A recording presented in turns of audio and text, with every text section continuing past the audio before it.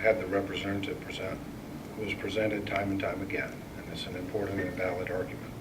But there was another argument, and the argument is you want a system that is predictable. You want a system where you know the worst case when you go into court.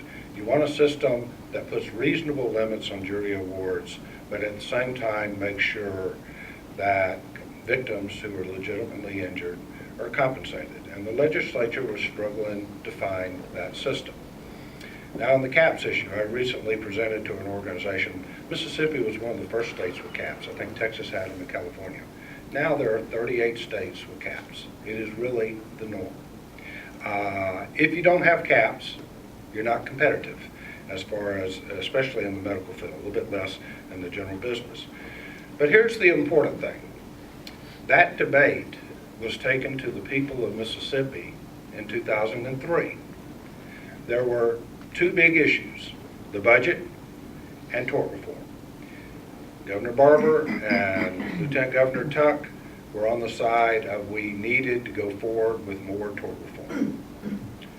Their opponents, it was Barbara Blackman and who was running against Haley, I forget.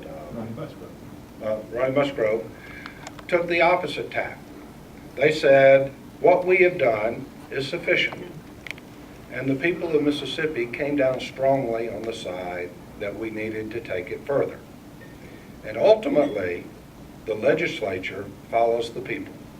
It's a people's body, and it follows the people, and the people had given a mandate.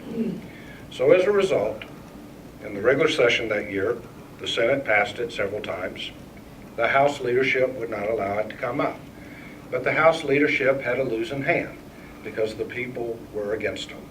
And as a result, when Governor Barber called us back into special session, it was like the Senate, on the Senate side, I was the chairman, I had about 35 votes anytime I wanted to do something. And if you got 35 votes solid to go with you, you can move the Capitol if you want to. And I could take stuff out and I could put stuff in, and we decided we're not going to do the traditional thing. We're not going to go to conference. We're going to negotiate with votes from the floor.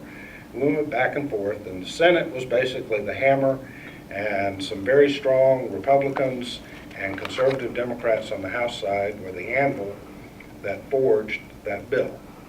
And ultimately, it was a compromise. The Senate started out at 250 on the caps. We ended up with 500 on the medical, taking out all the exceptions that were in there in 2002, and 1 million on the general business. We got pure several liability. We got the innocent seller provision. And we also took some stuff out that the House rightly said we needed to take out. And in the final analysis, I think it was good legislation. And I realize reasonable minds can disagree on that. I think it has benefited the state. I do know that Mississippi is considered a model as far as one of the early states with comprehensive tort reform legislation. But ultimately, remember this, the legislature follows the people on an issue that sinks in with the people, and the people come to understand it, and that's why in 2004 the major legislation passed.